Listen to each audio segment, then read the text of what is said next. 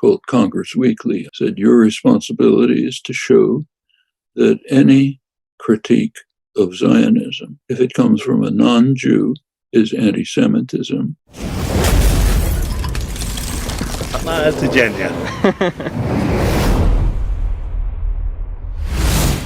Assalamu alaikum guys, and welcome to another episode of Smile to Jannah. In 2019, Malaysia refused to allow Israeli athletes to compete in the World Para Swimming Championships. As a result, as punishment for this brave act, they were not allowed to host it. You would have thought that would have deterred them. It would have made them think twice before trying something like that again. But they were not scared. And again this year, Malaysia allegedly refused to grant visas to Israeli players who had come for the major squash tournament. It wasn't so you can drink Robinson's the fastest, yeah? For God's sake. Israel pushed back and said, if we don't get to participate, then no one does. What? And because of that and their lobbying, the tournament got cancelled. On the other hand, we saw Algeria, who were holding Palestinian flags after their victory against Morocco in the Arab Cup. You're probably thinking, that's all random, mate. No, it wasn't random, because Morocco is one of those countries that has recently normalized their ties with Israel. And if that's not enough, again Algeria pulled out of a match in Qatar because of the participation of an Israeli coach. Israel, of course, is getting on its high horse and saying, this is unacceptable. It's bullying. It's bigotry.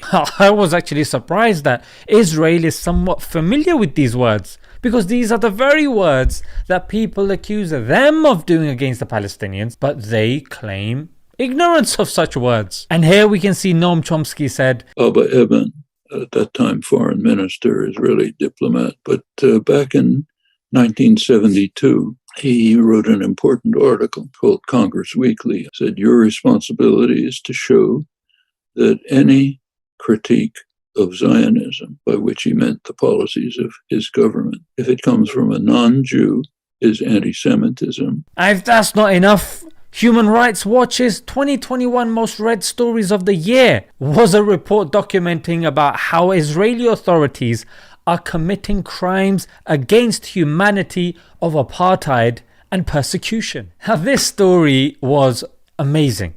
Yeah, because you don't think, when you think of developed Muslim countries, influential Muslim countries, Malaysia, Algeria does not necessarily come to mind. In fact, these are such countries that you'd expect to just keep their head low and just go along with things just so they don't get sanctions and other things, as we're seeing in Afghanistan. Yeah, I think I might even need to make a separate video about that. They've left Afghanistan, after occupying it for 20 years, and now they're applying sanctions to it, freezing their bank accounts, and they don't have access to money. You got the average Joe who is suffering, but you won't see it on the news, mate. You won't see Angelina Jolie saying, these people need our help. No, that was only when it was popular. So I rate these countries because we are, let's face it, sick and tired of hearing UAE, normalizing ties. It's getting ridiculous. Like, the Ummah is tired of hearing this. And whilst these same individuals are too busy keeping their ex-wives happy, they're getting done over by their wives. As you can see, I was reading it in the bus today. The wife allegedly has had illicit relations with a bodyguard, but still, she is getting the biggest divorce settlement here in the UK anyway. It's absolutely embarrassing. If you do over your Muslim brothers, I'm not saying correlation equals causation, but what I'm saying is the help of Allah will seldom come to you.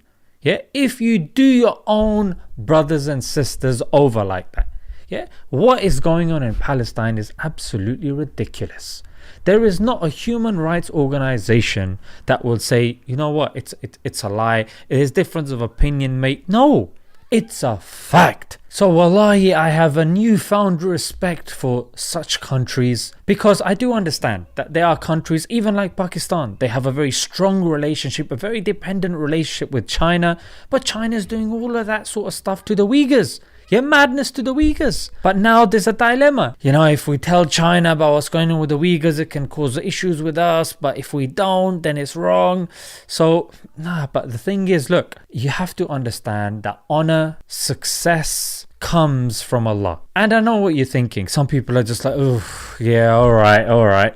But look, we are not created for the dunya. If there is oppression taking place, you're going to have to stand in front of Allah and give an account. And saying, it was for the economic benefit of my country, it's just not going to cut it. It's best that you stand in front of Allah with, look, we did what we could. Yes, we were in trouble, but at least we helped our brothers and sisters with whatever we could.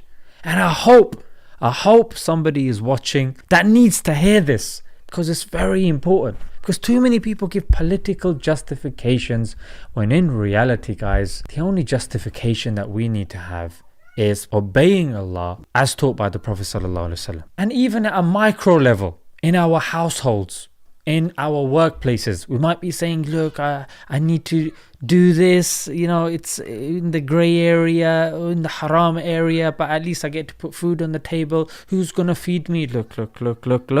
There's no point getting that haram money, because that money, number one, is gonna have no barakah in it, and number two, your aqeedah, your belief is wrong, because you're believing that the power rests with you, when ultimately it rests with Allah and His laws. Yes, initially you might, be eating less, you might be doing less, but that thing is going to have barakah in it, and you will have success, ultimate success in this world and in the hereafter. You might not be a billionaire or a trillionaire, but at least you'll be doing that which is correct and has barakah and blessings in it. And let's leave it there, guys. Until next time. Assalamu alaikum.